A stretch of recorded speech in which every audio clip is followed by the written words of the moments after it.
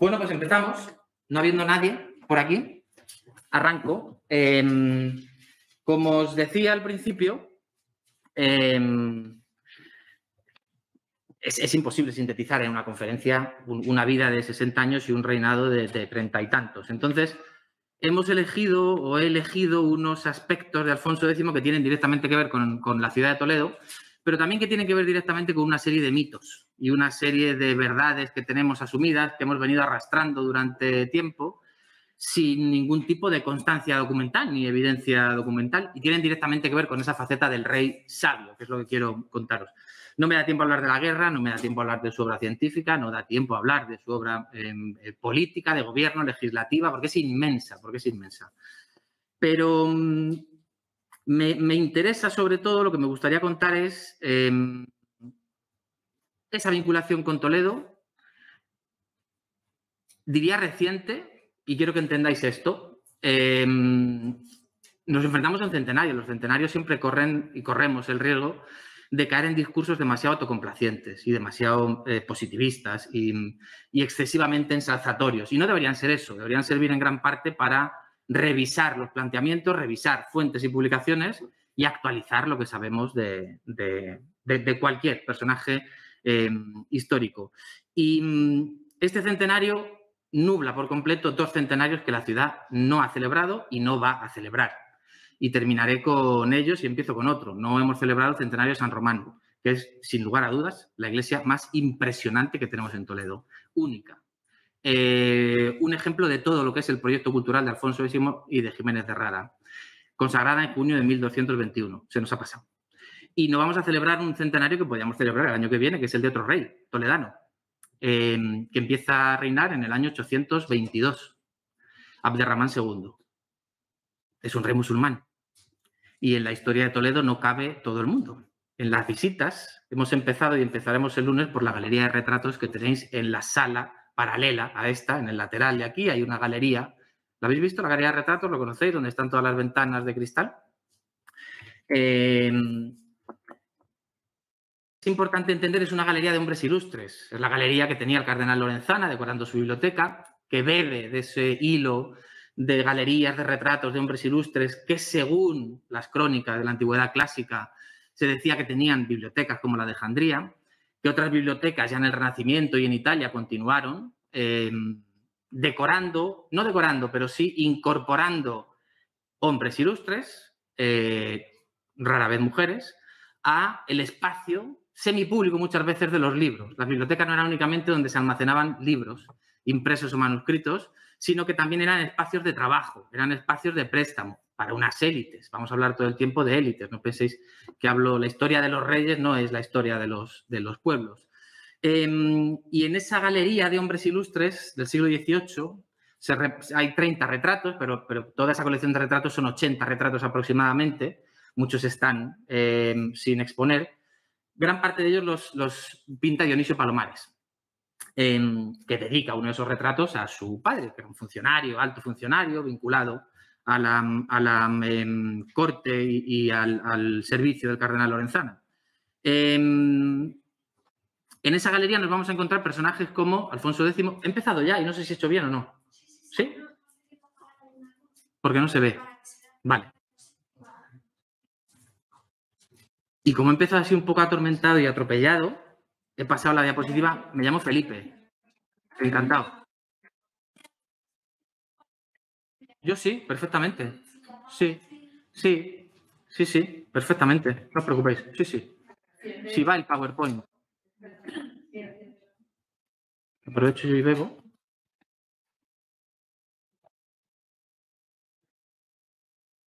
Bien, pues seguimos. Como os decía, en esa galería hay una selección de todos aquellos toledanos que en el siglo XVIII se entendía que eran ilustres y que debían formar parte de la historia de Toledo. Pero hay otros toledanos, hijos, nietos, bisnietos y tataranietos de toledanos, que no están ahí, sin los que no se entendería absolutamente nada el reinado de Alfonso X. Uno de los discursos más autocomplacientes, es que no hay otro nombre, alrededor de Alfonso X es esa figura del rey sabio que empeña, que financia, que promueve una escuela de traductores, pero se nos olvida que todos esos saberes que se traducen y se difunden aquí, que no solo se traducen, sino que es un contexto mucho más amplio, no solo de traducciones, esos saberes estaban aquí después de 4 siglos de que Toledo formase parte de Al-Ándalus. Y sin el legado islámico de la ciudad y sin el legado islámico de lo que se llama Dar al-Islam, de todo el territorio del Islam, no estaríamos hablando jamás de Alfonso X. No estaríamos hablando de él sin personajes fundamentales como Azarquiel, Ibn Wafid, Ibn Wassal y un montón de científicos, astrónomos, botánicos, toledanos, que no forman parte de esa galería de hombres ilustres. Y en serio, creedme, tenéis infinidad de bibliografía y ahora os repetiré algo de eso. Sin la revolución científica de Al-Ándalus jamás estaríamos hablando de Alfonso X. Entonces, es bueno empezar por aquí para que entendáis cómo hemos ido dando forma a una figura excesivamente benevolente en muchos aspectos, que durante siglos ha sido una figura muy criticada por muchos historiadores, que últimamente se está recuperando también, y que nubla por completo el legado del que bebe y el legado que le ha hecho sabio, que es lo que encuentra en una ciudad que en el siglo XIII sigue siendo tan oriental como lo era en el siglo XI y como lo era Córdoba o como lo era Damasco. Esa es la clave para que entendáis lo que yo quiero contaros. Alfonso diluye esa línea roja entre Oriente y Occidente, esa línea roja que separa en nuestra actual visión, sobre todo de la geopolítica, el Islam del cristianismo. Al Islam se le combate, pero al Islam como cultura no solo se le imita, sino que se le traduce, se apropia y se difunde. Tenemos en la Luna, seguro que conocéis este caso, varios cráteres de 2 toledanos. ¿Lo conocéis? Son Alfonso y Azarquiel. Todo el mundo celebra Alfonso X. Todo el mundo celebra las traducciones, las tablas alfonsíes, la mejora de los cálculos que han permitido a lo largo de los siglos siguientes mejorar técnicas de cálculo, de construcción, también de navegación, rutas marítimas, pero esas tablas y ese origen de la astronomía alfonsí es Azarquiel, es un constructor de astrolabios, un mecánico que termina formándose de forma casi autodidacta y termina convirtiéndose en el astrónomo quizá más brillante del mundo en su época, en el siglo XI.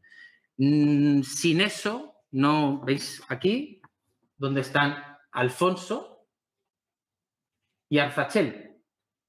Siguen siendo nombres válidos por la NASA.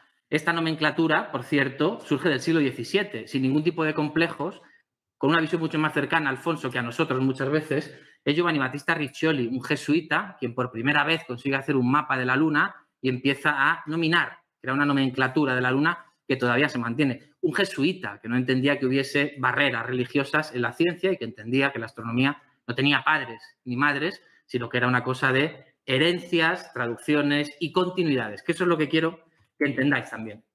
El libro fundamental para que entendáis ese proyecto cultural andalusí, y esa es la idea de estas conferencias, que podéis controlar también. ¿Lo conocéis? Sí. ¿Lo decís por aquí? Una absoluta genialidad. Es probablemente el que mejor ha entendido. Lo habéis pedido ya, ¿no? Lo disfrutarás. Me voy a referir bastantes veces a él. Paco Márquez Villanueva es un maldito de la Academia Española. Los años 50 es sevillano. Estudia en la universidad, se da cuenta de que los discursos y las historias oficiales no tienen sentido cuando uno acude a las fuentes y es tan mal historiador que no se le permite ejercer en la Universidad Española. Tan malo, tan malo, tan malo que termina siendo catedrático de Harvard.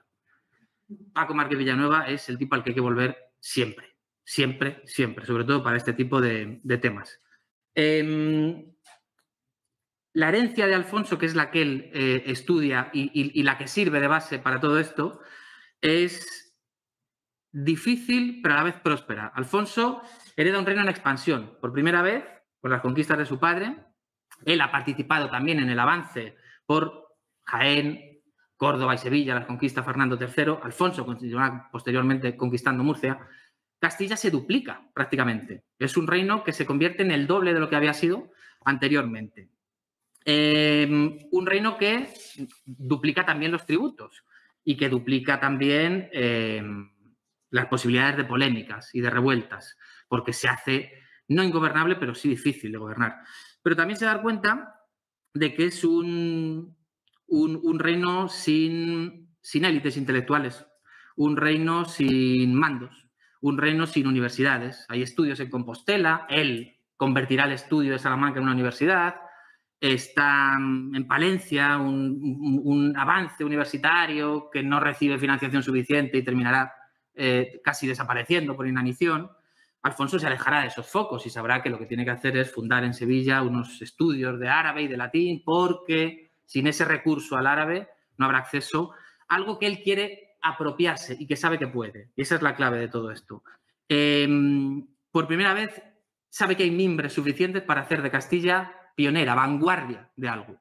Tanto por la extensión como por la estabilidad política, se aleja la frontera por completo de Toledo y Toledo reúne bibliotecas, intelectuales, multiculturalidad, infinidad de idiomas, infinidad de textos y por primera vez, de forma estable, pacífica, tranquila, esos textos están controlados y pueden ser perfectamente, ojo, luego explicaré también qué papel juega él en todo esto, pero se puede hacer de Toledo la vanguardia o el ariete de una renovación total. El reino necesita una renovación total. Castilla no cuenta por entonces con buenos estudios de latín, buenos latinistas, gran parte de los cargos, de los altos cargos de la Iglesia tienen que ir a formarse muchas veces fuera.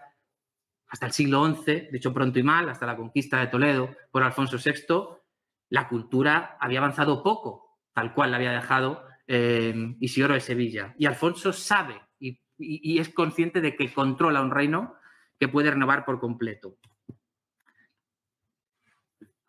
¿Qué Toledo es el Toledo de Alfonso X? Toledo, insisto, es una ciudad que en 1221, cuando nace Alfonso X, entre 1085, cuando la conquista Alfonso VI, y 1221, cuando nace Alfonso X aquí, ha cambiado muy poco. Y desde 1221 aquí, tampoco creáis que ha cambiado tanto. Seguimos teniendo, dicho por muchos arqueólogos, el mejor ejemplo de urbanismo andalusí de toda la península. Varios estudios de Jesús Carrobles, que seguro que conocéis, el director de la academia, han ido trabajando a lo largo de estos años todo eso. ¿Qué no existe en este Toledo de Alfonso X que hoy tenemos? San Juan de los Reyes, la catedral, luego os contaré, pero sí existen algunas partes del lugar en el que nace él. Hay algunos historiadores que han dicho que pudo nacer aquí, en el recinto militar, donde estaba la Alcazaba. La inmensa mayoría de ellos dicen que nació en lo que llamamos Palacios de Galiana, o se llamaron Palacios de Galiana. No Galiana, no la Huerta del Rey, cerca de la estación de tren, sino un palacio muy desestructurado por distintas fases, escalonado, que podía llegar hasta la Puerta de Alcántara y que junto con esta Alcazaba militar, si habéis estado en Granada, os situáis en el Mirador de San Nicolás, enfrente tenéis un recinto perfectamente amurallado con una alcazaba militar a la derecha y una residencia a la izquierda. Imaginad eso si lo vieseis elevadas desde Zocodover. Os encontraréis con un alejisam, un cinturón, un ceñidor cerrado, que es el recinto, el espacio desde el que se gobierna, con una alcazaba militar, el alcázar, con restos andalusíes y un recinto de poder a la izquierda. ¿Qué queda de todo aquello? Hoy en día hay unos alfajes preciosos que son posteriores al nacimiento de Alfonso. En este palacio, por cierto, también nació Abderramán II. Alfonso tendrá su placa, pero Abderramán seguirá sin ella. Y es el renovador de cosas tan básicas y tan presentes hoy en día como el flamenco y la dieta mediterránea que consumimos. En ese alfisén sobreviven restos del Palacio de la Taifa. Si tenéis en mente algún ejemplo con el que compararlo, si habéis estado en la Alcazaba de Málaga, ese sería el mejor. La estructura que se conserva en la Alcazaba de Málaga con distintos palacios de una altura, dos como mucho, de forma escalonada, es lo que tuvieron que ser los palacios de Galiana, el entorno del Miradero, Santa Fe, Santa Cruz, hasta la Puerta de Alcántara. Esa arquería y un oratorio privado muy restaurado, que es lo que se llama Capilla de Belén, es lo que sobrevive del palacio en el que nació Alfonso X, que era el palacio de los reyes de la Taifa de Tulaítula y de los gobernadores musulmanes de Toledo. Quiero que veáis el detalle de esto, que es una pena que se haya quedado tan abajo, y esto. Mucha gente piensa, cuando pensamos en el Islam de Al-Ándalus, pensamos en el Islam del presente, en los talibanes, en lo que la televisión muestra de Marruecos, y se nos cortocircuitamos. No tiene nada que ver. Marrakech no existía después de que Toledo dejase de formar parte de Al-Ándalus. Fez era un pueblecito chiquitito. Las grandes ciudades del Islam estaban en Oriente. Y es un mito eso de que los musulmanes no pueden representar imágenes animales o humanas perfectamente. Lo que no pueden es venerarlas. Eso se considera idolatría. Los cristianos sí lo hacen, lo hacemos, pero en el Islam y el judaísmo no. Las manifestaciones más antiguas del Islam están llenas muchas veces de representaciones de animales fantásticos, de escenas de caza, de hombres a caballo, de cetrería.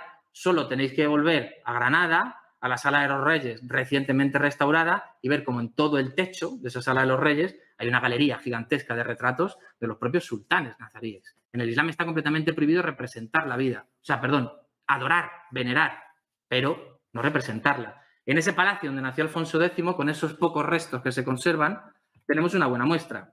Os decía esto para que entendáis que en 1085 muchas veces pensamos en las conquistas como si fuesen rupturas. Y hay que atender a las continuidades. Es como se entiende la historia, de verdad. En el año 1085 hay muchas más continuidades que rupturas. Ya no hay un gobierno islámico, el Islam como religión se va a combatir, el Islam se va a expandir o se va a retraer hacia el sur conforme avancen las conquistas cristianas, pero la cultura árabe, entendiendo de un modo civilizatorio esa cultura islámica no religiosa, va a perdurar durante muchos siglos. Y ese es el Toledo de Alfonso X.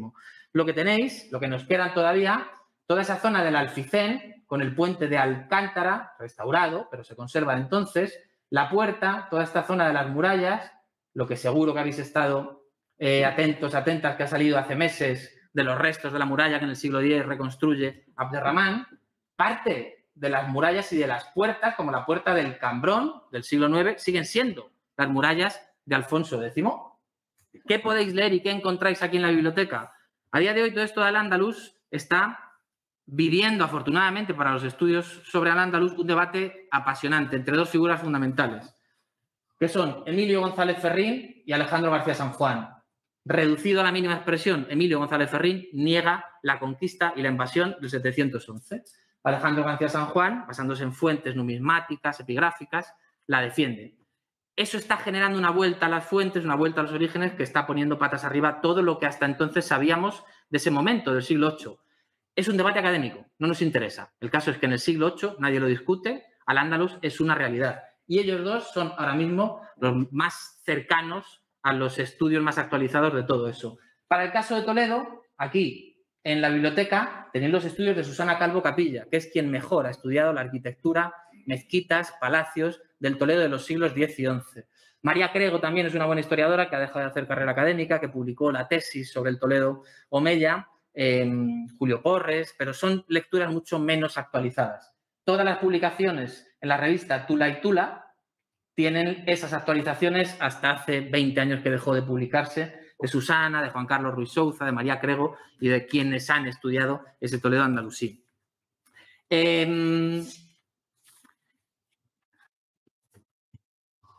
Nos vamos a meter ahora con los espacios de los traductores y quiero que entendáis algo. Eso es Toledo. Para entender el Toledo de Alfonso X tendríamos que reformar parte de la alcazaba militar y donde está la catedral, construir la mezquita, que se derruye en el siglo XIII, poco después de nacer Alfonso X. Cuando se derruye, San Román se convertirá en la gran iglesia de Toledo. Ahora os contaré. Los estudios de cómo esa ciudad andalusí o islámica apenas muta, salvo con los intentos desde Roma y aceptados por parte de la clerecía, del cabildo toledano, de imposición de un arte, de una cultura visual común, europea, el gótico, los tenéis en un libro que acaba de salir, que tiene la biblioteca de Tom Nixon, que es genial, absolutamente genial, con un aparato gráfico brillante y con unas comparaciones absolutamente geniales, porque Nixon termina asentando lo que ya todo el mundo puede ver cuando llega al centro de la catedral, que Alfonso X vio los muros, poco más. La catedral completa termina en el siglo XV. Cómo esa cordobización que él llama, como esa imitación, emulación de quien entonces era, entendéis este término perfectamente, la influencer de la época, Córdoba, que contaba entonces con el monumento más grande de toda Europa, que era la mezquita, después de la conquista de Córdoba por parte de Fernando III, el padre de Alfonso X, los castellanos y leoneses se dan de bruces con el paisaje monumental de los Omeya. Lejos de destruirlo, lo imitan, lo emulan. Y todos esos arcos polilobulados, todos esos arcos de herradura que tenemos en San Román y tenemos en Santa María la Blanca, las yeserías posteriores, la epigrafía árabe, se cuelan por completo después de la conquista de Córdoba. Todos los restos árabes que tenemos en Toledo se construyen bajo dominio cristiano, no bajo dominio islámico. La inmensa mayoría. Toledo acepta esa arabización mucho más tiempo después de la conquista de lo que podemos conservar de los siglos 8, 9, 10 y 11, que es lo que forma parte de Al-Ándalus. Hay un término que está siendo debatido y al que me gusta volver, que es el de arte mudéjar. A día de hoy, a nivel académico, nosotros somos una de las ciudades emblemas del mudéjar y hay mucha gente que ha defendido hasta ahora que incluso existe una categoría de mudéjar toledano. Se ha definido el arte mudéjar de 1000 formas distintas. Es el empleo de materiales pobres. Ese es el problema que tenemos, que vemos los materiales porque hemos despellejado edificios a lo largo del siglo XX para ver los materiales, pero todos los edificios de Toledo estaban revocados. Esa visión que tenemos hoy del aparejo toledano con piedra y ladrillo es porque hemos ido despellejando edificios, adaptándolos al gusto presente. Pero todo eso tenía que estar revocado. En los contratos de obra que tenemos del siglo XIII y XIV se dice que se enyese, que se encale y que se pinte. Además, se paga por eso. Iglesias, conventos, palacios que han perdido sus revocos nos llevan a ver una visión del arte mudéjar basada en una especie de idea romántica y muy orientalista de que son materiales pobres, como si el resto de materiales en el resto de la península no lo fuesen. El uso del mármol y del granito se emplea para materiales monumentales únicamente. Es el arte que desarrollan los musulmanes mudéjares en las zonas controladas por los cristianos. No tenemos documentación para probar eso. Harían falta miles de mudéjares para construir en Toledo todos los palacios y las iglesias mudéjares que tenemos. Es la combinación de elementos islámicos. Hay muchas formas distintas de entender el mudéjar y por eso está siendo ampliamente criticado. En el caso de Toledo, donde mejor se ve ese arte mudéjar, entre comillas, son mayoritariamente los conventos. Hay 2 conventos que tienen directamente que ver con Alfonso X, uno en particular, que es San Clemente. Él nace en el día de San Clemente, es el lugar al que va a dedicar también gran parte de beneficios y rentas, y es probablemente, en el siglo XIII, existía también Santo Domingo el Antiguo, son los 2 que tenemos bien situados fuera del Alficén. Es probablemente el lugar donde han aparecido, y es que en Toledo nos quedamos fuera de todo el recorrer del arte románico, porque formábamos parte de Al-Ándalus, y ese arte románico prácticamente no llega, pero en San Clemente han aparecido unos frescos impresionantes del origen, del siglo XIII probablemente. San Clemente es una fundación posterior, pero todos estos elementos que yo os digo son ya del siglo XIII. Lo que generalmente vemos cuando vamos a estos conventos son claustros que han sido rehechos durante el Renacimiento, en el siglo XVI, pero todos esconden, ocultan, tapan, si no se han perdido, infinidad de restos materiales que nos llevan al siglo XIII, como son esos frescos ahí, que son alucinantes. Entrada de Jesús en Jerusalén, luego os contaré también porque tienen que ver con San Román. Balbina Martínez Cabiró, fallecida hace un par de años, es la persona que ha dedicado un estudio monográfico directo, defensora del mudéjar, que es un término cuestionado, pero con un uso de fuentes, con una metodología, con un trabajo de archivo exquisito. Es el libro fundamental para entender la historia y el presente de los conventos toledanos, porque cuando Balbina Martínez Cabiró escribió esto, muchos seguían habitados. Hoy no. Y ese es el gran reto al que nos enfrentamos en Toledo. Otro de los debates, y aquí me meto directamente en algo que siempre escuece, es eso de la convivencia. Le hemos puesto tantos apellidos que se nos olvida que eso de la convivencia es un proyecto político. Hay un rey que legisla para proteger a unas minorías como ya se hacía en Al-Ándalus. Punto. Eso no quiere decir que tú lo compartas o no, sino que lo acates. Lo podéis llamar convivencia, coexistencia, entendimiento, como queráis. Pero lo cierto es que durante siglos en Toledo pasan cosas que no están pasando en otras tantas ciudades. ¿Hay musulmanes y judíos en otras ciudades castellanas y leonesas? Sí. En Europa no. Y Europa tiene una tendencia clara ya en el siglo XIII, que es expulsar, segregar y expulsar a la población judía. Pero no tienen el problema de los musulmanes. Allí en París, en Oxford, en Roma, se puede segregar a una minoría judía. Pero aquí si conquistas Lucena o Arjona o Murcia y la mayoría, el 97% son musulmanes, no hay posibilidad de segregación humana. Desde Roma se va a intentar imponer desde el siglo XIII unas disposiciones sistemáticas para segregar, sobre todo a la población judía, que aquí sistemáticamente se van a relajar o se van a incumplir. ¿Tenemos una judería? Sí, una, que es lo que quería hablaros. ¿Tenemos una morería? No. Sabemos que se retiran luego los moriscos en el siglo XVI a vivir al arrabal, pero sí tenemos un barrio diferenciado. Una sola. Ese es otro de los mitos que perduran del siglo XIII. Toledo tuvo 2 juderías.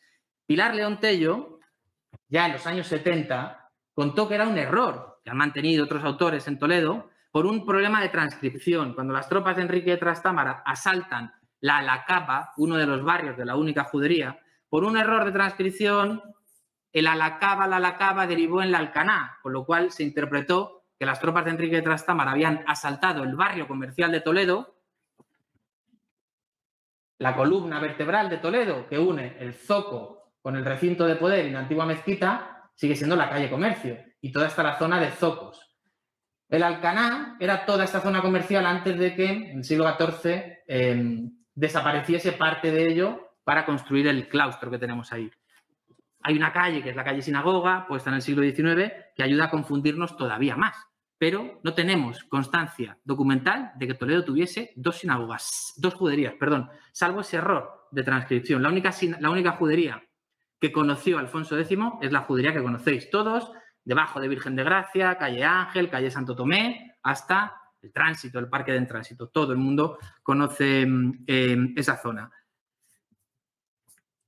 Hay una pregunta que se hacen muchos historiadores ahora, Tom Dixon, Juan Carlos Ruiz Souza, os hablaré de algunos de ellos para que entendáis también sus libros, y que se hace Chris Lowney, que está muy lejos de ser un historiador contagiado por sentimientos identitarios españoles. Es norteamericano y es jesuita. Y es el primero que pone sobre la mesa que no hay que abandonar ese concepto de convivencia, pero que no hay que tildarlo con apellidos. Ni pacífica, ni perfecta, ni idílica, ni nada. Todos tenemos familias y en las familias hay tensiones, pero hay un proyecto de supervivencia. Eso es la convivencia. Si tenéis trabajos, hay una jerarquía, hay unas normas. Eso es. ¿Hay tensiones? Claro, como en todos los sitios, pero eso no rompe la convivencia. Lowney se pregunta una cosa: ¿quiénes eran los extranjeros en Toledo en el siglo XIII? Porque él, recurriendo a las historias nacionales, se da cuenta que todavía en España seguimos pensando en la extranjerización de Al-Ándalus y que los musulmanes y los judíos son extranjeros. Cuando sabemos que en el siglo XIII, después de la batalla de las Navas de Tolosa, cruzados, correligionarios, cristianos llegan a Toledo y cuando encuentran una masa de árabes, musulmanes, cristianos y judíos, los cristianos mozárabes, empiezan a sacudir espadazos a los judíos y a los musulmanes. Y quien sale a defender a sus vecinos más allá de la religión son los caballeros toledanos, cuentan los anales de Toledo. Son los cristianos mozárabes. Mozárabes defendiendo a sus vecinos judíos y musulmanes frente a cristianos europeos, francos, que vienen a hacer la cruzada en ese contexto de las Navas de Tolosa. ¿Quiénes son entonces los extranjeros en este mundo? Si seguimos analizando todo atendiendo al fenómeno religioso, hay cosas, eso es como ponernos unas gafas más graduadas para entender este Toledo absolutamente híbrido, que es lo que quiero que entendáis. Me lanzo a la piscina. ¿Qué es esto? ¿Dónde está? ¿Y cuándo llega? Es más complicado saber. Yo me lanzo. Reconozco que no tengo ninguna evidencia más allá de una comparación con un par de embajadas. Se ha dicho de todo. Lo tenéis al acceso en la Puerta del Reloj, que es un exvoto moderno. Que es... Entre 1260 y 1270, Alfonso recibe varias embajadas del sultanato mameluco de Egipto. Los mamelucos en Egipto se acaban de hacer con el control, pocos años antes de convertirse Alfonso en rey. Cuando alguien establece un nuevo poder en un nuevo territorio, lo primero que tiene que hacer es lanzar embajadas para ver si se reconoce y se legitima ese poder fuera o no. Y eso hacen los mamelucos. Empiezan a enviar embajadas a Sicilia, a Castilla, a la actual Turquía, Constantinopla, para establecer relaciones diplomáticas y que esos países, esos reinos, estados, legitimen esa nueva realidad. Esas embajadas van cargadas de regalos. A Sevilla, en 1261, llega esta embajada, cargada de físicos, de científicos, todos egipcios, todos musulmanes, y de regalos. Alfonso prepara parte de la ciudad de Sevilla, con mezquitas incluidas, para que esos físicos se queden ahí, sirvan de profesores en los estudios que él quiere montar en Sevilla de latín y de arábigo. Pero también vienen jirafas. Conocéis la historia del lagarto de la Catedral de Sevilla, que es exactamente esta misma. Vienen joyas, vienen animales fantásticos, vienen cebras. El rey las recibe y automáticamente la crónica de Alfonso X dice que se va para Toledo.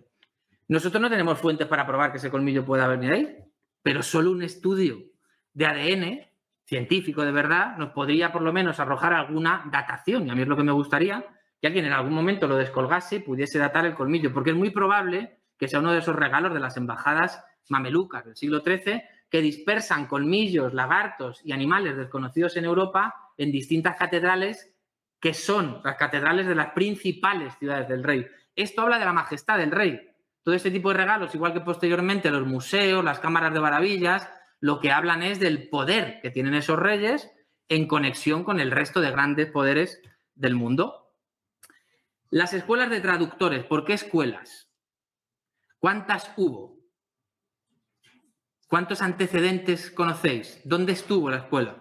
Repetimos una serie de verdades a medias y hay que contextualizar. En el siglo XII, el fenómeno de las traducciones se da en Sicilia, se da en Constantinopla, se da en el Ebro, se da en Ripoll, se da en Tarazona. Todo el mundo está traduciendo. Todo el mundo está accediendo, porque Europa durante siglos se ha encapsulado, ha renunciado a todos esos saberes clásicos que formaban parte de la conciencia y de la intelectualidad europea, pero entonces estaban perdidos. No estaban perdidos, lógicamente, estaban en poder de los países de mayoría musulmana. Europa sabía que existía Aristóteles, pero no conocía sus textos en el siglo X, en el siglo XI. A partir de ese momento empiezan a traducirse muchos textos en distintos lugares. En Toledo en el siglo XII y también en el siglo XIII, sin ningún mecenazgo que conozcamos, ahora os diré. Pero el origen de todo esto es el siglo VIII, son los abasíes. Bayat al-Hikma es la casa de la sabiduría. Cuando, igual que Alfonso en el siglo XIII, en el siglo VIII, se empiezan a establecer poderes islámicos en Oriente Medio, son conscientes de que son militares excelentes, pero culturalmente no le llegan a la suela de los zapatos a los bizantinos y a los griegos. Y lo que empiezan a hacer es una labor de traducción del griego, del persa, al árabe. Esa casa de la sabiduría, con un monarca excelente que se llama Al-Mamún, nuestro Al-Mamún de Toledo en el siglo XII, imitará y emulará a aquel Al-Mamún abasí. Lo que hacen es durante siglos financiar, establecer observatorios astronómicos, comprar textos, abarcar todo lo posible para intentar captar todos esos textos manuscritos, todo ese conocimiento clásico que esos primeros musulmanes no tenían. Lo que veremos aquí en el siglo XII y XIII es exactamente lo mismo. Es un fenómeno de cambio de gravedad científica. El centro de gravedad se va a ir moviendo desde Oriente hasta Occidente y estos reyes aquí seguirán haciendo lo que hacían por imitación en Bagdad, pero también en Córdoba. El origen de las traducciones aquí en la península es el siglo X, es Abderramán III, cuando por primera vez les llega un tratado de medicina en materia médica de Dioscórides, y esa es la revolución completa de toda nuestra dieta y de parte de la medicina. Se traduce del griego al árabe y a partir de ahí en Al-Ándalus comenzarán todas las traducciones que siguen en el siglo XI y en el siglo XII en Castilla. No penséis en rupturas, pensar en continuidades. Eso es lo que quiero que entendáis. Pero el acceso a las fuentes árabes en el siglo XIX, hace 150, 200 años, no era tan fácil. Y le debemos todo el error de la escuela de traductores a Amable Jourdain. En 1819 publica ese libro y habla primero de un colegio y luego de una escuela de traductores, no de un movimiento. Además lo asocia directamente al mecenazgo de la catedral y ya sabemos por Ángel González Palencia y por don Ramón González que trabajaron durante décadas con los documentos de la catedral, que no hay un solo papel que demuestre el mecenazgo y la financiación ni del arzobispo Raimundo, ni de ningún arzobispo, ni del rey sabio tampoco. A partir de ese momento en Alemania, Valentín Ross bebe de esa idea de la escuela o colegio de traductores y lo sitúa en un lugar físico. Y dice, eso además tuvo que ser una especie de universidad localizada, tal. Y ya venimos arrastrando todo ese error hasta ahora. Este de José Gil y sobre todo este libro de Juan Bernet, Lo que Europa debe al Islam de España, publicado, republicadísimo recientemente en Acantilado, son brillantes, porque hablan precisamente de todo ese Toledo de 1085 que Alfonso VI encuentra sin atender mucho y que posteriormente en el siglo XII los arzobispos y Alfonso X atenderán para aprender, apropiarse y traducir. ¿Qué sabemos de esa escuela de traductores? Un colofón en la traducción del comentario de Averroes a la Ética Nicómaco de Aristóteles. Ya está, no tenemos más. Está en la Biblioteca Nacional de Florencia. Le dio al bueno de Hermann el Alemán, uno de esos traductores, por decir dónde estaba traduciendo. Y lo que nos cuenta es que estaba ad urbe Toletanam en Capella Santa Trinitatis, en la ciudad de Toledo y en la capilla de la Santa Trinidad. Punto. Es el único lugar que tenemos documentado en el que se traducen esa obra fundamental. Y es interesante porque Averroes y esas traducciones en Toledo se están produciendo a la vez. Ya no es buscar saberes antiguos. Averroes muere a finales del siglo XII y 20 años después, 40 años después, ya se está traduciendo en Toledo, sin que la frontera de la guerra sirva de frontera cultural, ni muchísimo menos. ¿Dónde está la Capella Sanctae Trinitatis? Tenemos una en la catedral, que es esta. Esto que tenéis aquí es la sala capitular, la puertecita de la sala capitular. Y es esta capilla chiquitita que tenéis ahí, que no tiene que tener más de 6 o 7 metros cuadrados. Ahí no se puede traducir nada. No hay luz, no hay espacio y sobre todo no hay libros. ¿Dónde estaba la capilla de la Santa Trinidad en la que Hermann Alemán traduce la ética, los comentarios a la ética aristotélica de Averroes? Probablemente enfrente, lo que hoy es el Hospitalito del Rey, donde estaba el monasterio de la Trinidad y donde una capilla o una iglesia podía ser el lugar perfecto de las traducciones. Porque lo que sabemos claramente es que en el siglo XI Toledo cuenta con todas las bibliotecas habidas y por haber y todos los manuscritos que han huido de Córdoba y se han establecido aquí. En el siglo XIII, lo que encontrará Alfonso X, será esa ciudad llena de bibliotecas en casas e iglesias. Con lo cual, el único lugar en el que probablemente, y tiene pleno sentido, se podría traducir es en un escriptorio, en un estudiolo vinculado a un monasterio, cómodo, espacioso, con luz natural, con velas, con manuscritos, con tinta, con todo lo que se necesita para las traducciones. Fuera de eso, no tenemos ni idea de dónde se tradujeron el resto de obras. Y tampoco sabemos quién las pagó. Eso es lo que quiero que entendáis también ahora. Se ha insistido mucho en toda esa idea del mecenazgo, pero no tenemos ningún tipo de documentación que lo pruebe. Nada. Sí sabemos que Alfonso X promueve para sí mismo y tiene interés fundamentalmente en 3 obras, y con esas termino. Obras que tienen que ver desde sus orígenes, desde que es un infante, desde que es un príncipe, con la magia, con el poder. Astronomía, astrología y magia, fundamentalmente. Todas las demás traducciones, todos los demás traductores, en la primera etapa de Gerardo de Cremona, en la segunda, da igual.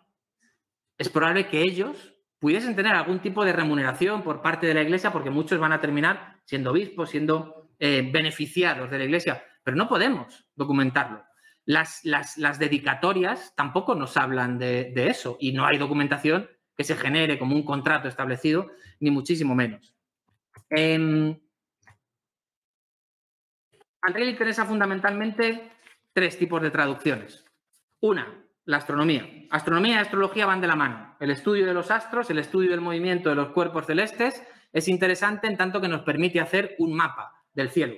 Esa es la astronomía, desde un punto de vista empírico, riguroso y científico. La astrología es la aplicación que de todo ese conocimiento podemos extraer para nosotros. Ahí entramos en un terreno en el que hoy, confío, la mayor parte de vosotros no creerá, pero entonces nadie lo disociaba.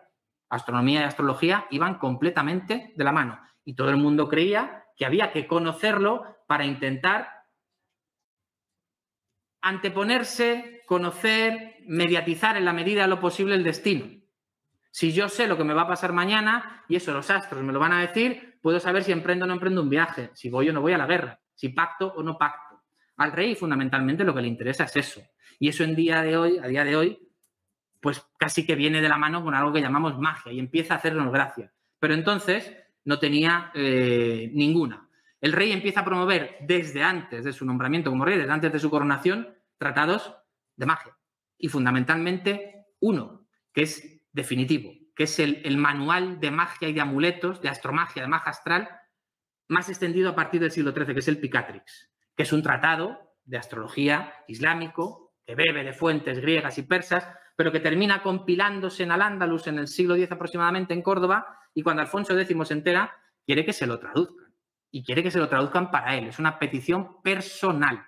No penséis en el rey como un editor que publica o que traduce para luego difundir todos los saberes. No, no. La filosofía bien, la medicina no tanto, parece que no le interesaba mucho, la astronomía bien, muchos tratados de teología, incluso el Corán, se traducen aquí porque hay que hacer campaña, porque es propaganda. Al Islam se le combate con las armas, pero también con propaganda. Necesitamos refutar el ideario del enemigo. Y también en Toledo se traducen muchas obras de ese tipo.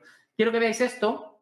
Este manuscrito no está aquí, es el libro de las cruces. Es probablemente el primer libro de astrología, por así decirlo, puramente española. Es un repertorio, son horóscopos, es lo que llamamos horóscopos, sin más. Son 30 y tantos folios, 90 y tantas páginas en las que va habiendo una sucesión de horóscopos como estos que veis por aquí. Esta es la primera parte. Hay algo que se sale por completo, pero os recomiendo que veáis aquí porque tenemos que ir terminando, que es el concepto que Alfonso tiene de sus propios reinos y de sí mismo. Por primera vez en el siglo XIII empieza a formar ya parte del imaginario colectivo en las historias alfonsíes, pero también en los propios prólogos de sus obras, la palabra España. Él ya se considera por primera vez aquí rey de España, y lo dice claramente. Él es un rey historiógrafo, él es un rey que promueve obras de historiografía, obras que ya no son épicas ni quieren narrar los hechos de los cristianos, sino los hechos de los españoles, independientemente de su religión, también los árabes. Y él se intitula aquí Rey de España.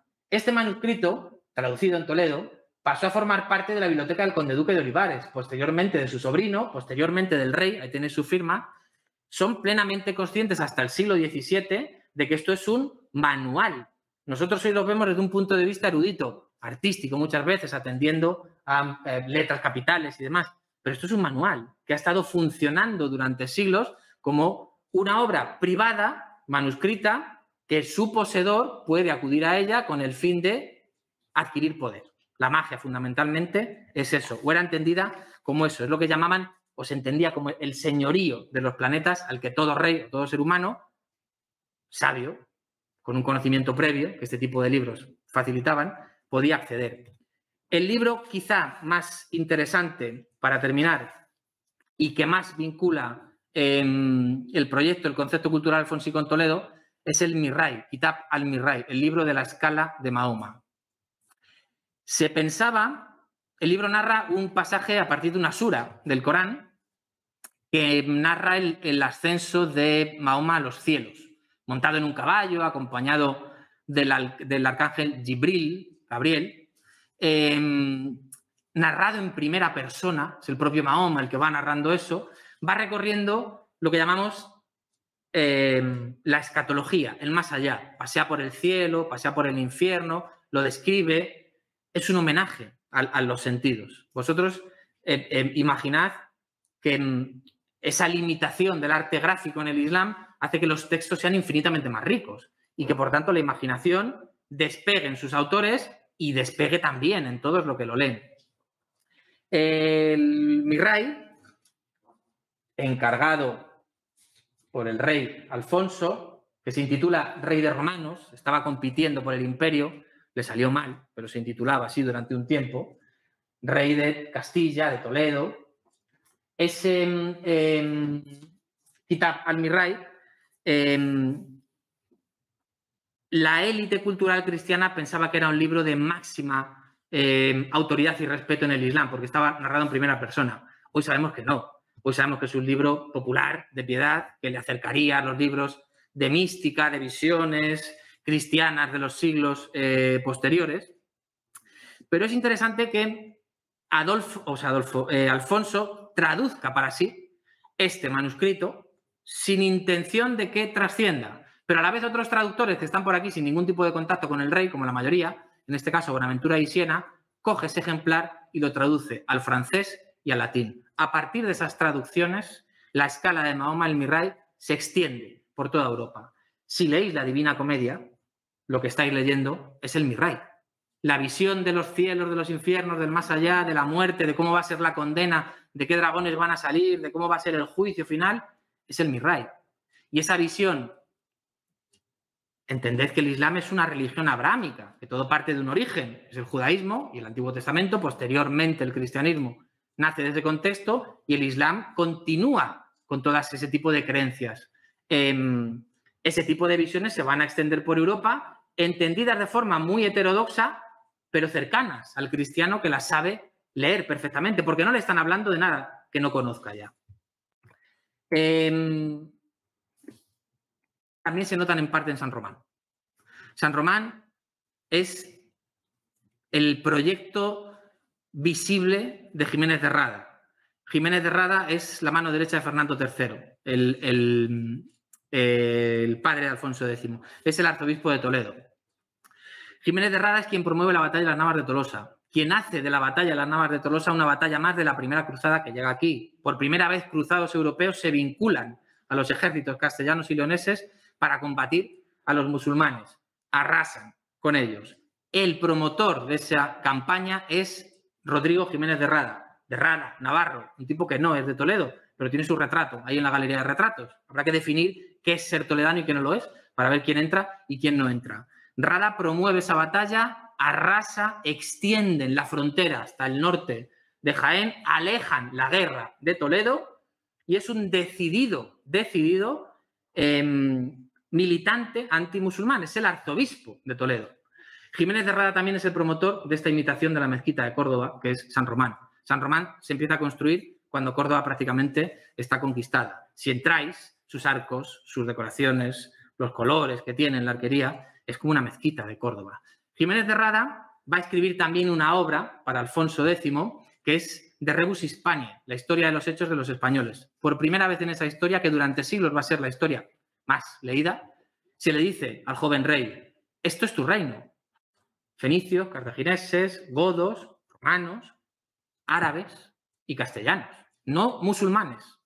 No entramos en el hecho religioso, pero Jiménez de Rada alaba las políticas de Abderramán III, alaba al Almanzor, define con una sofisticación y con una visión positiva la cultura islámica para que el rey Alfonso, joven todavía, entienda que tiene que aceptar sin ningún tipo de complejos esa diversidad, que Castilla es diversa, militantemente cristiana, pero si queremos hacer de Toledo la capital de un reino en expansión, cristiano, pero diverso, tenemos que integrar. En Toledo nos encontramos con eso que os decía antes, los extranjeros. ¿Quiénes son extranjeros en esta ciudad en el siglo XIII? Aquí hay una masa de mozárabes que por primera vez se han visto amenazados, de verdad, por sus correligionarios europeos.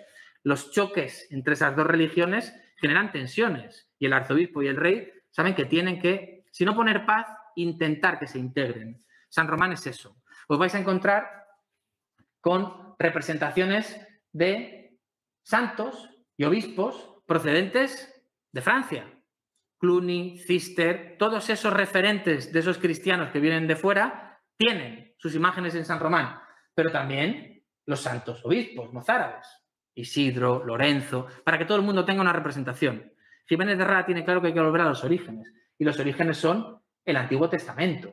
En el Antiguo Testamento, en esos pasajes de la escatología, la resurrección de los muertos, el juicio final que tenéis en la parte central de San Román, están absolutamente imbuidos en esa visión derivada del Mirray, que se está traduciendo por entonces, que ya se conocía. Fernando III habla de la escala de Mahoma con máximo respeto, pero es el rey, su hijo, el que decide. Esto hay que traducirlo. Esa visión del más allá, del juicio final, ese tribunal que nos juzgará cuando nos enfrentemos a la muerte, esas visiones con árboles de loto que tiene San Román, que no aparecen en la Biblia, la visión que se tiene de la bestia del fin del mundo, que no tiene nada que ver con ese animal de cabezas, pieles y tal que describe la Biblia, lo tenéis en San Román. Y es prueba inminente de que esa línea roja de lo cultural se diluye por completo. Al Islam se lo combate decididamente, pero la influencia de lo árabe y esos cristianos mozárabes en Toledo han estado en contacto directo con esos vecinos musulmanes. Esa visión escatológica del fin del mundo termina calando también. Tenéis textos que son frases propiciatorias, son eulogías, las mismas que os encontráis en Marrakech, en Sevilla y en Granada, sin ningún tipo de diferencias. Luego también hay pasajes en latín que hablan de la virginidad de María.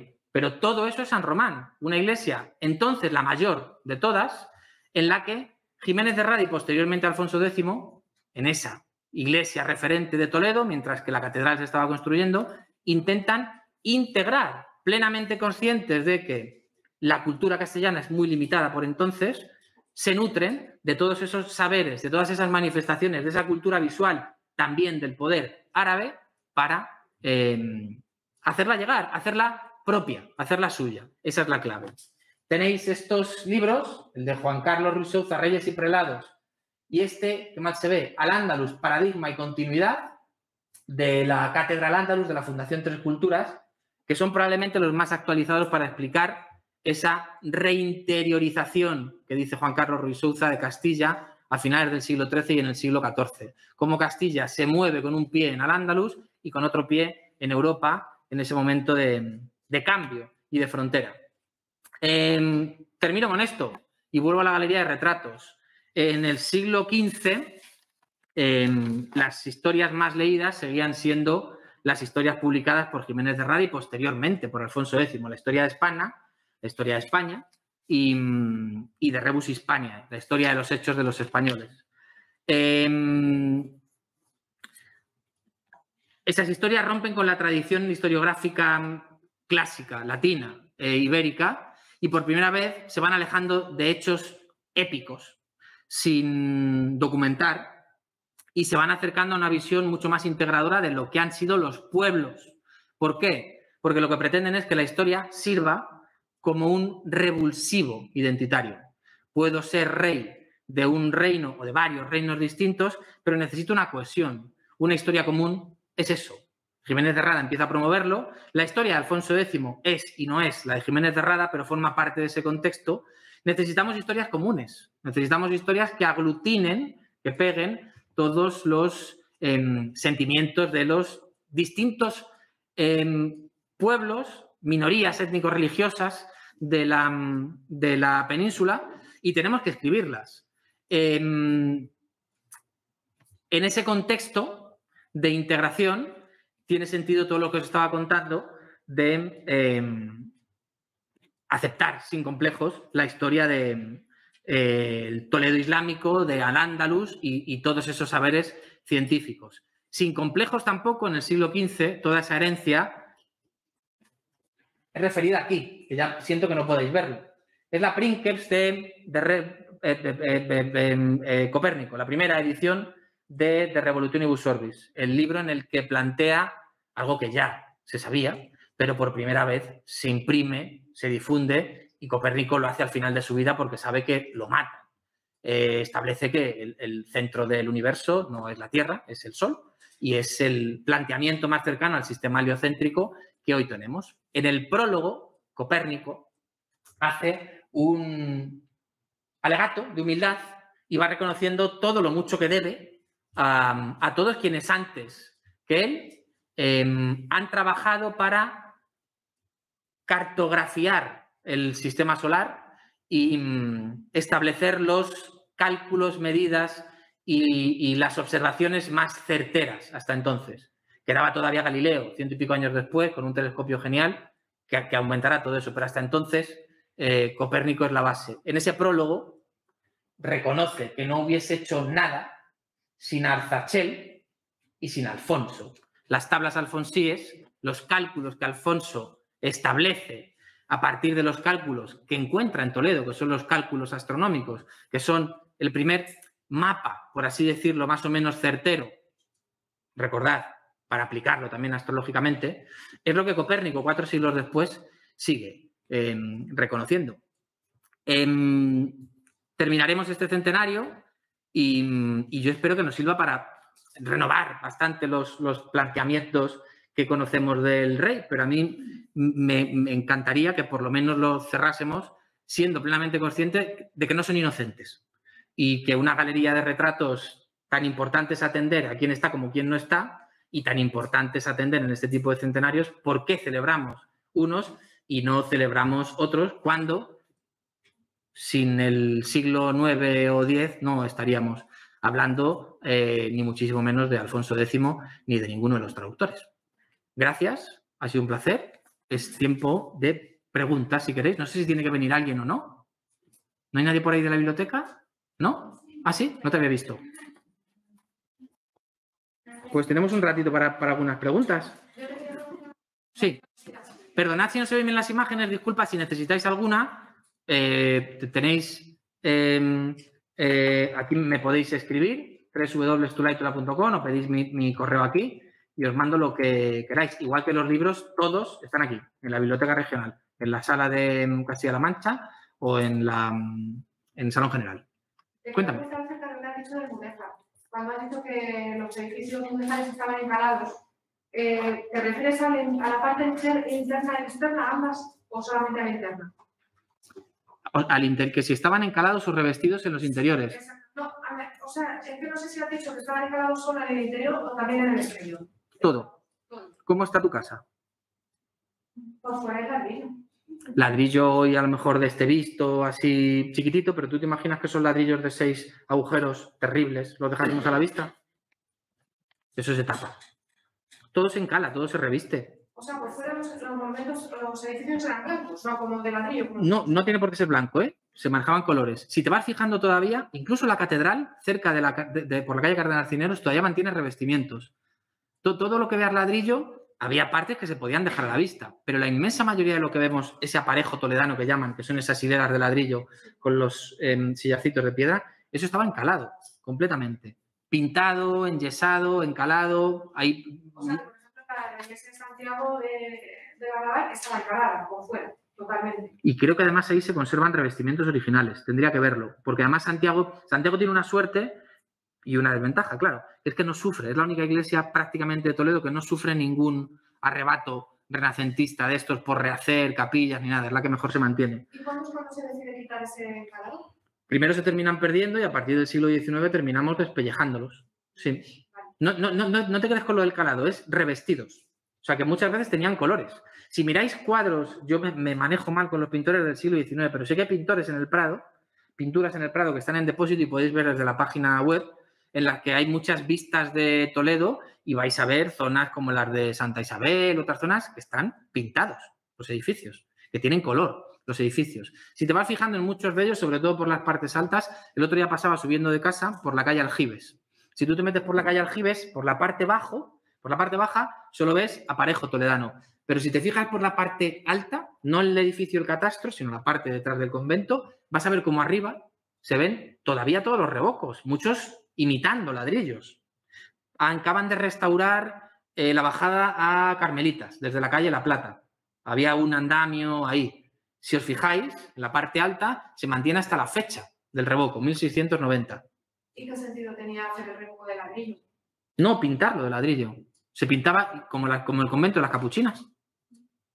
¿Sabéis dónde está? Sí, o sea, que no era solamente tiramos paredes lisas de colores, sino que también se puede hacer revocos de otros. Y durante el 16-17, motivos vegetales, florales, almohadillados distintos.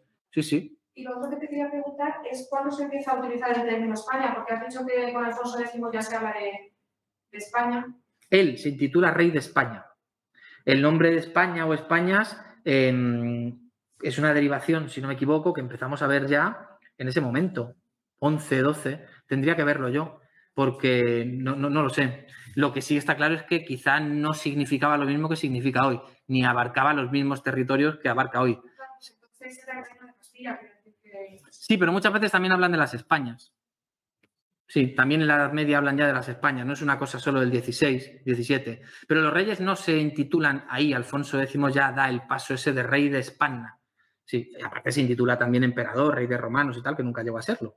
Pero el nombre como tal de España, cuando se utiliza, no lo sé. Pero sí que en el siglo XIII significaba una cosa distinta de lo que significa hoy. La derivación de España, hasta donde yo sé, empieza a sentirse, o no sé si es Alfonso VIII, el abuelo de Alfonso X, es el primero que por primera vez empieza a tener ya control de los 5 reinos cristianos, no de todos, pero no, es posterior, no sé, tendría que mirarlo. Hay un momento en el que menos Portugal empiezan a caer ya todos los reinos en manos de, aunque luego los dividan y tal, de los mismos reyes.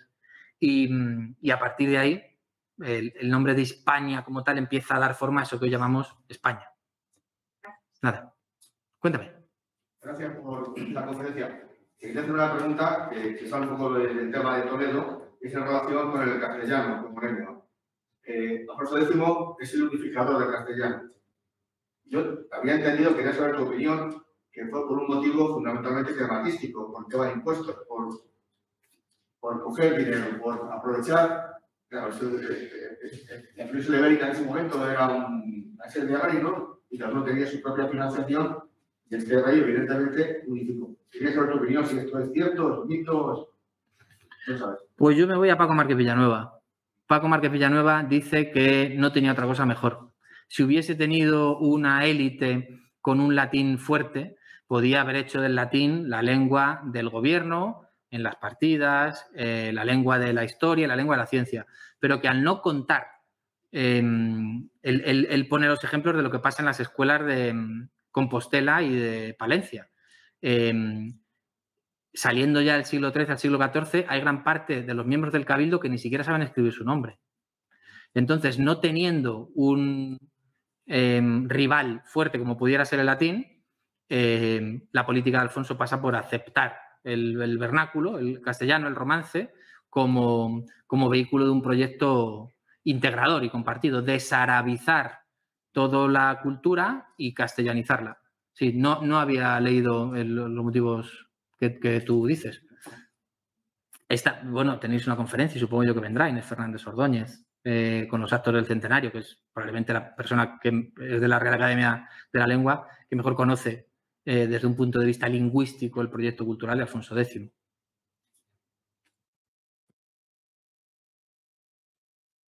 Bien, sí. Entonces, la escuela de traductores como tal era el foco, es que no entiendo muy bien. Lo que es Toledo era el punto donde se traducía todo, pero no quiere decir que siquiera en la escuela de traductores como tal, es que eso es lo que no... Ni siquiera Toledo era el foco de todo. A la vez que Toledo tenemos escuelas, tenemos movimientos traductores en Sicilia, en la zona del Ebro, en Cataluña, en Aragón, que están traduciendo también del árabe y del griego, con lo cual no es una cosa exclusiva de Toledo, aunque la atención ha sido prioritaria aquí. Y ha sido prioritaria quizá porque hemos pensado erróneamente que hay un proyecto que apadrina, que financia las traducciones. Primero por parte de los arzobispos, a partir del siglo XII se centran mucho en la figura del arzobispo Raimundo, sin ningún tipo de pruebas, de evidencias documentales, y a partir del siglo XIII en el caso de Alfonso. Con lo cual, no es solo Toledo, pero sí es cierto que en Toledo pasa algo que no pasa en todas esas ciudades. A partir de la conquista, nosotros sabemos que en el siglo X gran parte de las bibliotecas de Córdoba, a partir de un momento de rigor ortodoxo religioso, muchas son quemadas y gran parte de esos manuscritos llegan a Toledo. Toledo se convierte en la taifa más importante a nivel científico porque recibe parte de todos esos textos y esos hombres que huyen de Córdoba. Y eso es lo que conquista posteriormente Alfonso VI, con lo cual es una ciudad que tiene unas bases intelectuales que no tienen otras. Con lo cual, aquí, capital espiritual, simbólica, donde los reyes también intentan establecer, no digo su corte, porque Alfonso X nace aquí, pero probablemente no volvió por aquí hasta 30 años después, que tampoco es un rey que hiciese vida en Toledo y que supervisase todos estos trabajos. Aquí en Toledo se dan esos condicionantes que permiten desarrollar una labor de traducciones que no podemos certificar si son o no son promovidas desde arriba. Lo que es cierto es que Toledo pasa a ser una ciudad segura, pasa a ser una ciudad estable dentro de la cristiandad. Alfonso VI, cuando conquista Toledo, no es ni siquiera consciente de que es para siempre y pide que le entierren en Burgos, porque dice, esto en cualquier mano, como pudo pasar, cae en manos de los almorávides. Pero ya en el siglo XIII no. Con lo cual, esos intelectuales europeos se acercan a una ciudad que tiene las bases necesarias, materiales e intelectuales necesarias, como para conocer toda esa ciencia de los árabes, que es como se llamaba, y empezar a trabajar en ella. Pero no hay, es un movimiento, por así decirlo, no hay una escuela, ni un colegio, ni una universidad, por supuesto espacio físico, ni nada. Es un contexto que si no está amparado desde arriba, esto es importante también, no está perseguido. A la vez, en el siglo XIII, por Europa se empieza a extender la idea de que Toledo es la ciudad de la magia, de la nigromancia, de que es esto, es todo era magia. La astronomía, la física, la filosofía natural, la botánica, a ojos de quien no tenía ni idea, era magia. Entonces, los reyes y los arzobispos son plenamente conscientes de esas reacciones y lo frenan. O sea, que no hay una financiación directa que sepamos, pero la inacción, el hecho de no perseguir a quienes desde Europa estaban siendo señalados, ya es una forma de favorecer todo ese contexto cultural y científico. Pero no hay un espacio ni nada. Es muy probable que tuviesen que comer de algo esta gente durante años. Y tendrían algún tipo de pensiones, tendrían algún tipo de trabajos, pero hasta ahora no podemos certificar ni espacios ni mecenazgo. ¿Era eso? Sí. No, el hecho del edificio ese de la escuela de traductores, que creo que a mí no me cuadra, eso no tiene nada que ver. Como la calle Sinagoga. Nada. Es que, son... Entonces, todo lo que hemos Todo lo que he leído sobre las traductores, A ver, perdón. todo lo que yo he leído sobre las escuelas de traductores, tú, y creo que fíjate además, que creo que tienes razón, me lo has demostrado porque la traductora en un sitio que Alfonso X sabe, digo, yo me flipa. Yo he leído escritos donde dice que si la escuela de traductores no había civilización occidental. Claro, claro. Esos son escritos desde Occidente. Sí, sí.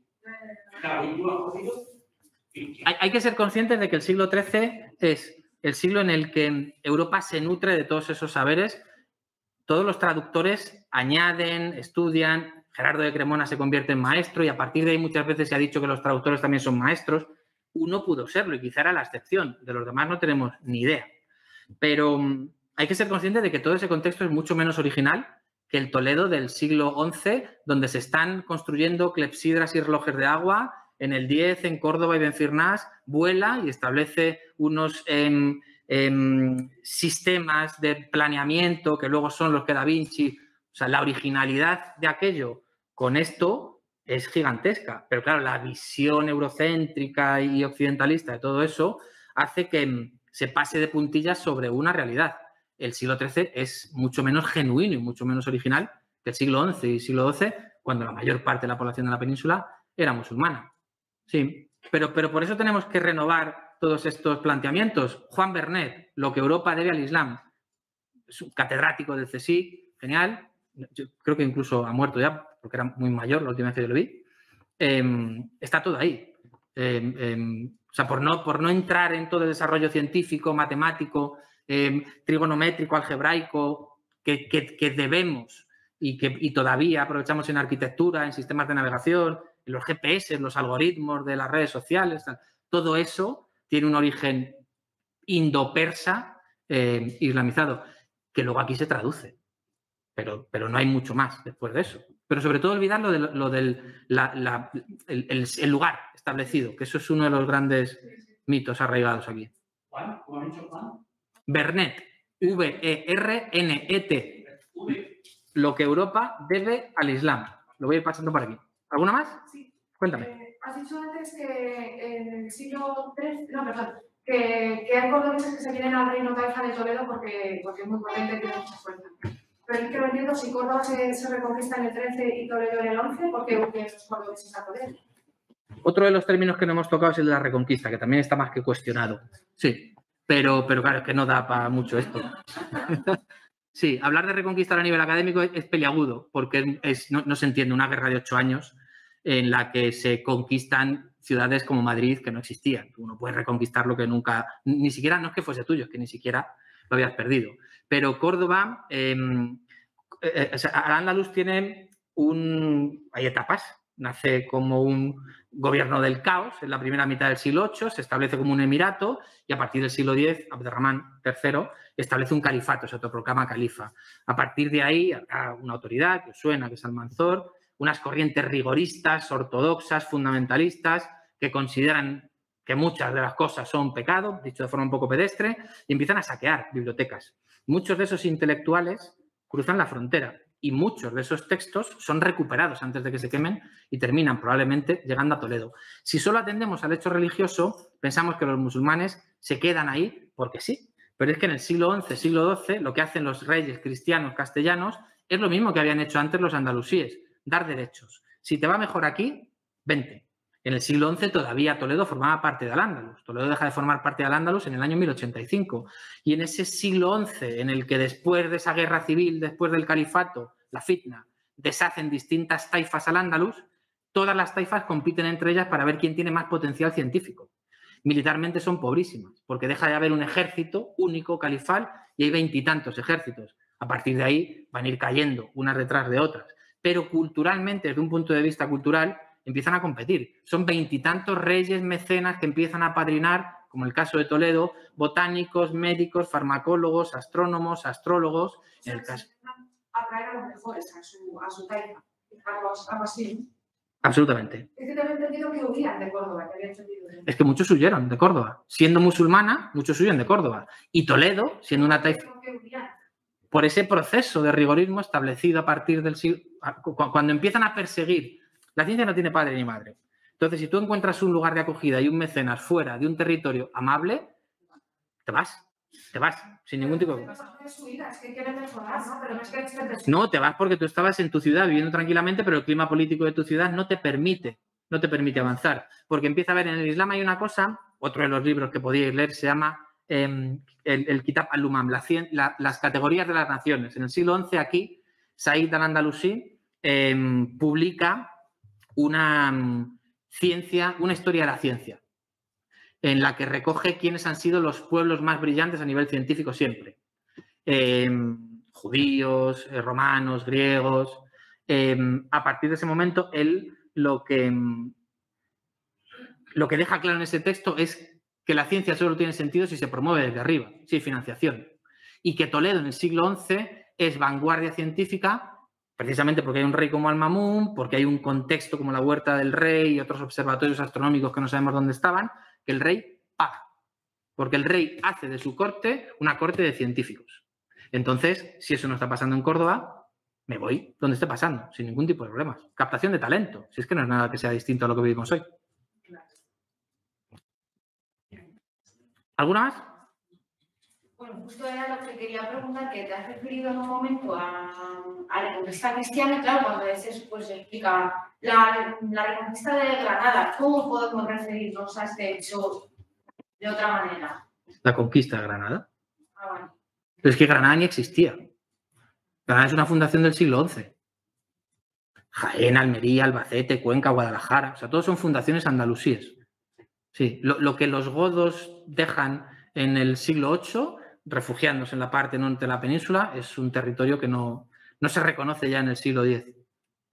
Sí, entonces, esa idea que se empieza a acuñar en la historiografía goda, castellana, leonesa, a partir del siglo IX, que no hablan de reconquista, habla de restauración, de la religión, pero nunca se habla de reconquista. Reconquista es un término que tiene 180 años.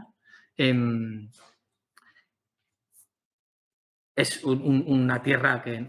Es que entramos en un debate ya que es ajeno completamente, pero a nivel académico ya no hay... Se entrecomilla, por convención a veces se utiliza, se pone entre cursivas y tal, pero no... Hay momentos en los que la guerra se diluye durante 100 y pico años.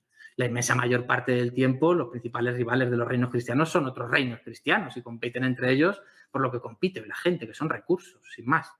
Entonces, ese ideal de Reinos Unidos, tal, si España ya existía y avanza en esa reconquista, ¿cómo puede ser que avance desde Asturias desuniéndose en distintos reinos, como Castilla, León y Aragón, que entonces no existían?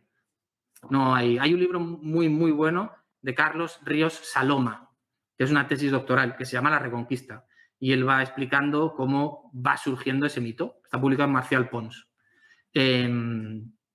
Y hace poco, y lo tienen en hoja blanca, porque yo me lo compré ahí, en la editorial La Ergástula también salió un libro sobre la Reconquista, coordinado por Alejandro García San Juan, con distintos trabajos, que son los más actualizados de todo esto. Pero los católicos sí que tienen ese espíritu de unificación, ¿no? Sí, sí, absoluto. Sí, 1492. Por eso es que muchas veces cuando pensamos en esos 800 años dices, no podemos entenderlos como un bloque. O sea, si somos nosotros a lo largo de una vida que cambiamos también, los castellanos del siglo IX ya no son los castellanos del siglo XVI, ni muchísimo menos. O sea, que ahí sí, y esa idea de cohesión social, religiosa y política, los reyes católicos la manejan y la aplican. Sí, sí, no tiene nada que ver. Alfonso X legisla entendiendo, igual les encantaba terminar con las minorías, pero saben que no es posible. Con lo cual legislan protegiendo, desprotegiendo a unos frente a otros, pero protegiendo. La idea de los reyes católicos es completamente distinta ya, con lo cual en esa misma Castilla hay distintas visiones, que luego tampoco son estables, porque no es lo mismo Alfonso X que Pedro I en el siglo XIV, o sea que hay que entenderlo así como hoy, si es que no hay tanta diferencia. Bien, pues muchas gracias.